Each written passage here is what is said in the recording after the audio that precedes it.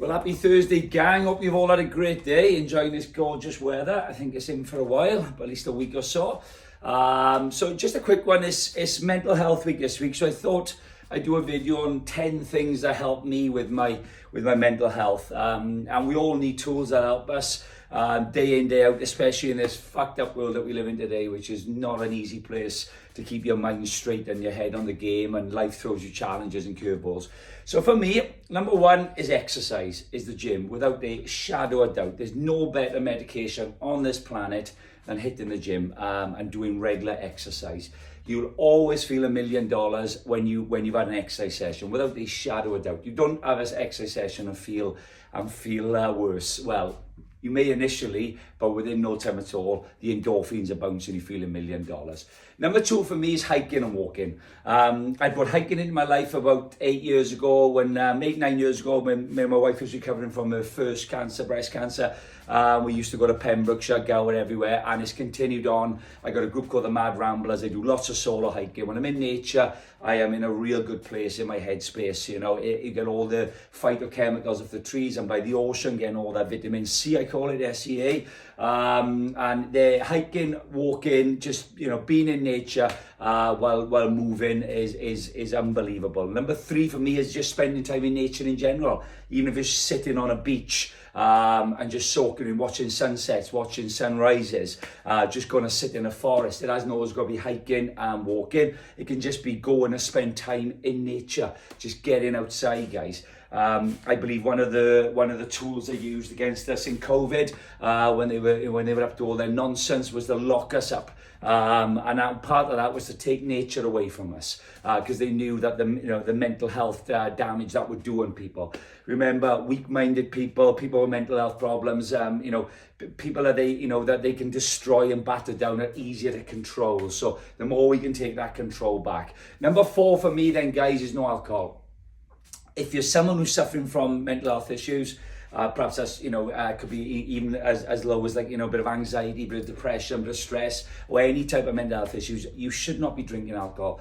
It is a depressant. It is not a good tool if you're having issues of that kind. You've just got to get rid of it. There's no way to brass it up. It's got to go, and you've got to substitute it with something different, because alcohol is going to cause you a world of problems. It is full of things that will really not be great for them sorts of conditions. Number five for me, guys, is your lifestyle. How you live in your lifestyle. If you're eating lots of ultra-processed food, it's going to make you feel like shit in general. And if you're having other issues going on and you're feeling like shit of the food you're eating, you've got to look at your lifestyle. What's going inside you? The beauty products you put inside you, that's possibly poisoning and toxin the body.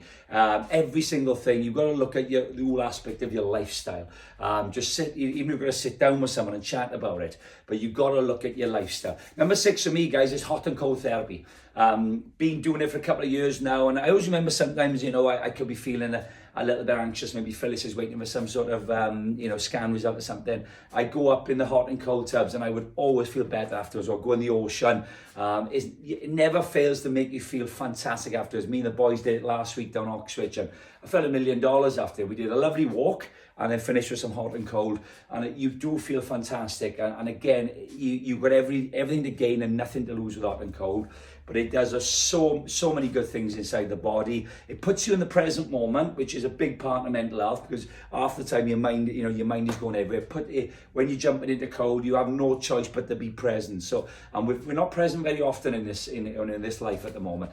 Meditation, if you can start working with meditation, start with 5 or 10 minutes a day. Don't overcomplicate it. Guided meditations, I like. You get them on Apple Music, Spotify, Amazon.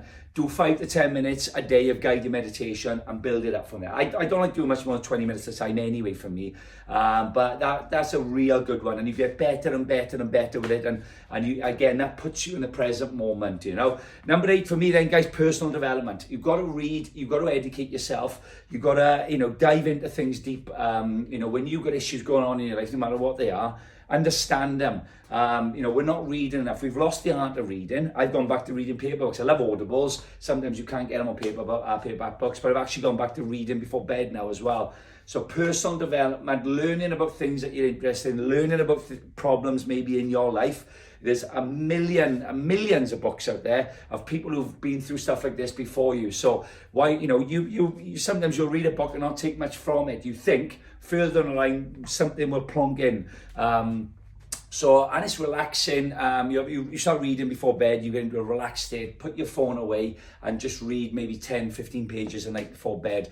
As I said, you've got to dive into topics that are relevant to you and that can help you move forward in life. Number 9, and guys, you can't be worried about keeping everyone happy.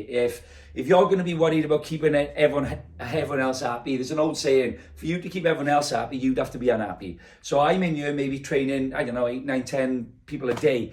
I have no doubt in my mind, I cannot keep all them happy with my words. I'm going to say some stuff that's going to, I remember when I started, championing cannabis oil, Rick Simpson oil. My wife started using it, I started using it. And there was a lot of outdated opinions in here, and I get it. It's been one of the most discriminated things on the planet.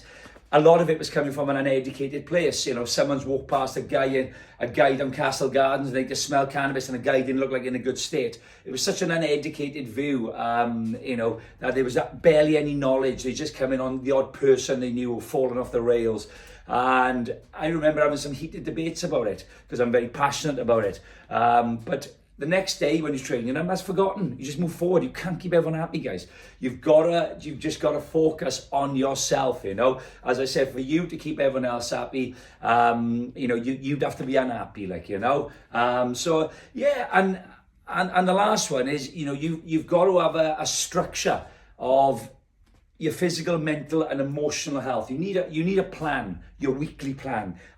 You've probably got your gym sessions planned in, but you've got to put your mental health and your emotional health sessions in as well, So, when you're doing your meditation, when you're doing your heart and cold therapy, when you're doing your mindfulness, when you've got to have this stuff planned. Otherwise it won't happen. So you've got to put a structure in place. Look at your week and say, right, where am I going to get these things done? Otherwise they won't get done. So have a structure where you can work on your physical, mental and emotional health. They'll all gel together in some shape or form, but there are certain activities that you would specifically line up for them all, So for me, they're the ones, that they're the 10 things. I'll put them in the thread. I hope they help. And as I always say, remember, give it some gun, bob and weave.